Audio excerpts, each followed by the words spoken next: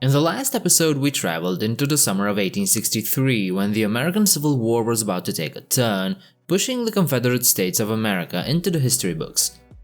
It was the Battle of Gettysburg that decided the fate of the nation, and it decided in favor of the Union.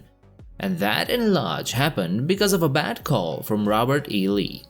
So, let's see what happened next.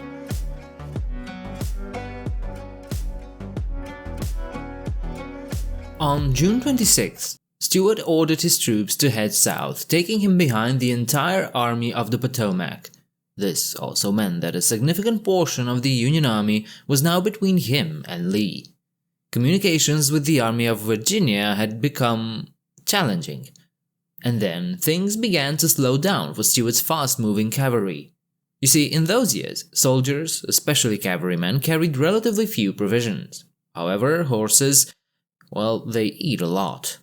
So the cavalry was forced to buy or take practically all the necessary horse feed from local sources. Without the cumbersome supply wagons, cavalry generally moved much faster than infantry, but the disadvantage was that they had fewer provisions and virtually no horse feed. Adding salt to injury, the rural region through which they were passing had already been stripped of supplies by the Union Army days earlier. There was no horse feed or grain left in the farms near which the riders passed.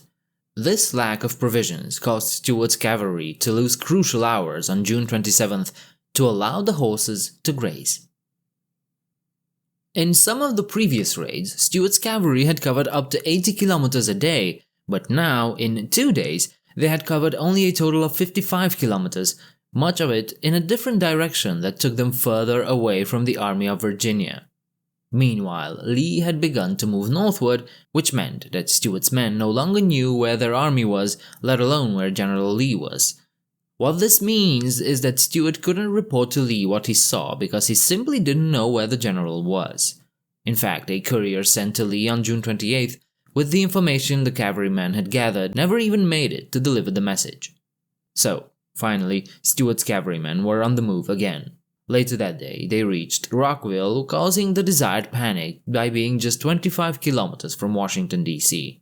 There, the Confederates spent the day releasing over 400 prisoners while resting and feeding their horses.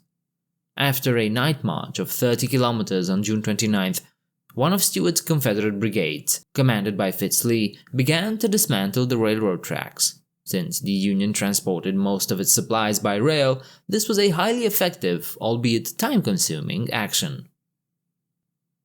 The loss of the railroad reduced the supplies and reinforcements that could be sent to Meade, who had taken command from General Hooker.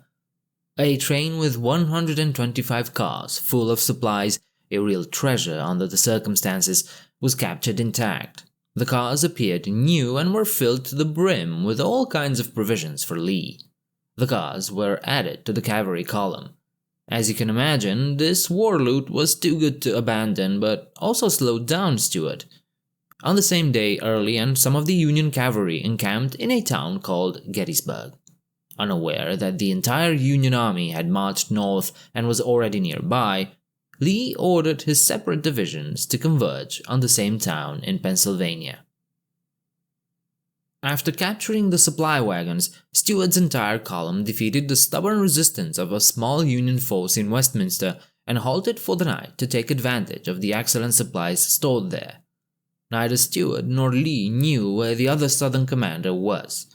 More importantly, without enough cavalry to scout the surroundings, Lee had just discovered that the entire Army of the Potomac was nearby. Already, several columns of Union cavalry were hunting down Lee's men, encountering one of them right in the town of Hanover. The Union force was driven from the town, then counterattacked and pursued the Confederate vanguard back to the main column. The Union counterattack was halted. Stuart formed a defensive position on a nearby hill. Here, both cavalry forces stood until Stuart managed to safely send the captured wagons ahead. The Confederates then managed to slip away. The next day, on July 1st, Stuart turned northward and set up camp near Dover. From there, he sent 2 groups of riders hoping to find Lee. One went towards Gettysburg, the other towards Shippensburg. It was the first day of what is now called the Battle of Gettysburg.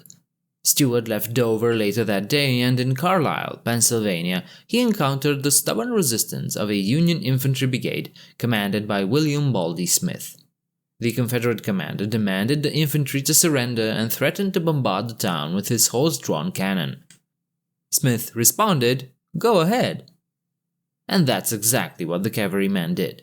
The fight continued in Carlisle late into the night, with Smith still refusing another ultimatum. The following day, the soldiers sent to Gettysburg found Stuart and delivered Lee's order for him to return quickly with his entire column to join the battle there.